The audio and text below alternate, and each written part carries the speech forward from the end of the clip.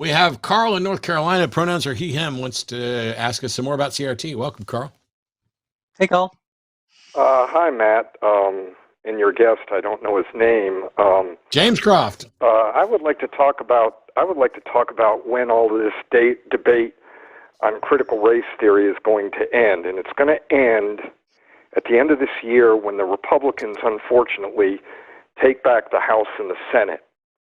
Because I remember in 2010, when the Republicans won back the House and the Senate, when the Democrats controlled the White House, they controlled the Senate, they controlled the House, and it was all about Ebola and the immigrants streaming over the line and everything like that, because there was an outbreak of Ebola at the time, and these immigrants are coming from the South. The outbreak was in Africa.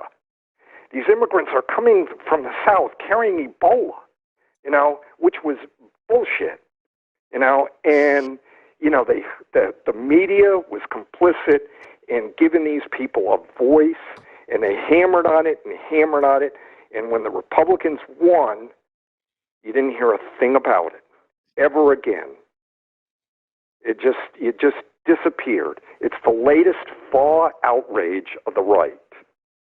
Unfortunately, it's true, because Lyndon Johnson said one time when he signed the civil rights legislation and the Voting Rights Act into law, he said, if you can convince the lowliest white man he's better than the best black man, you can pick his pocket. Give him somebody to look down upon, and he'll empty his pockets for you. Race has been used as a cudgel since Reagan to get white people to vote against their own economic interests. We had Willie Horton. Remember Willie Horton? Yeah. I think you're right. It's an unfortunate about pretty thing. much everything, Karl. Yeah, it's an unfortunate thing in this country. Go ahead, James. I think it's very unfortunate. And one of the things that came out very clearly in the hearing I attended about this bill, or at least it was clear to me, I'm not sure everyone who was there would see it the same way, but I get the distinct impression that a lot of these bills are not offered in good faith. That they are not actually that interested in passing the legislation.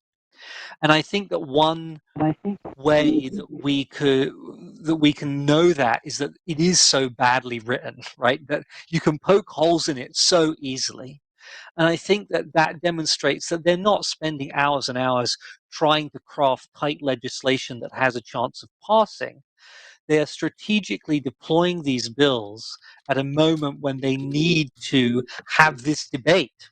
They want to be on camera in the State House saying critical race theory, cultural Marxism, Frankfurt School, all these things that they don't know anything about. They're just conservative buzzwords that they're throwing out right now because they want to generate support among their base so that they can win elections. And I suspect that you're right, that a lot of these things will go on the back burner if they do win these elections, because they want the fight. They don't necessarily want to pass the legislation. They don't mind if they pass it, but they want more to be able to say, look at these Democrats who hate America and want to teach your children to hate America, who are secretly Marxists. That's what they really want out of this. And that puts progressives in such a difficult position, because we have to fight the legislation, because if we don't fight it, it might pass, and that would be really bad for our children and our teachers. But while we're fighting it, we have to be really careful not to seem like the Das Kapital waving Marxists that they want us to look like, even if we secretly are that, some of us.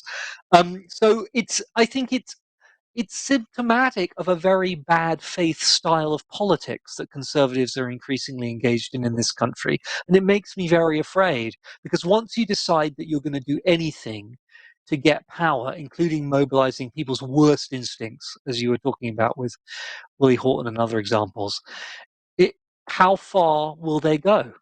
And I think with the attack on the Capitol and everything that's come out about the attempt to steal the last election, I mean, they're willing to go all the way. And that's very, very scary to me.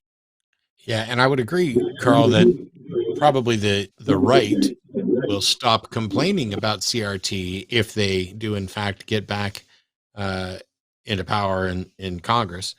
But that doesn't mean it will end the debate over CRT, because until we're actually allowed to teach reality in classrooms, if they are going to try to set up legislation against the teaching of reality, those of us on the progressive left are not going to stop talking about it. It may not make the news. It may not be, when it's going to fall by the wayside, when people start waking up and climate change becomes, the next, hey, the whole world's going to end, we better talk about it. I think you're right about that, Matt. And also another thing you made me think of is that if we've learned anything from the Trump period, is that Republicans will take these genies out of the bottles in order to help them win elections and think that they can control what they are starting, but they can't. They won't be able to put this back in the bottle now. They've got a lot of scared, angry, almost overwhelmingly white parents, right, who are upset and attending school board meetings in St. Louis, where I live, and saying the most ludicrous things, like weeping because they think their children are being taught that they're terrible racists and they should hate themselves for being white and all this nonsense, right? Republicans can't control that. They have made people very afraid on behalf of their children, and they won't be able to control it. So if they think they're playing really clever political games, they're actually playing with fire, and it will be another case in which they have unleashed something they won't be able to control, and it's terrible for the country. On that note, Carl, I got to move on, but I appreciate it. I just have one last thing. I think Sinclair Lewis, said, when fascism comes to America, it will come in the form of a flag wrapped around a cross. That may be, that's all I wanted to except say. that I would say that there's already fascism in America, and it wasn't always wrapped around a cross, but the flag's a part of it for sure, and some of it, I don't know. It's nice to say, oh, here's a little thing, and we've learned something about what went wrong, and this is how fascism's going to be, and this is what so and so said. But quite honestly, there's already fascism here to a great degree. Oh yeah, and I agree. I was shocked.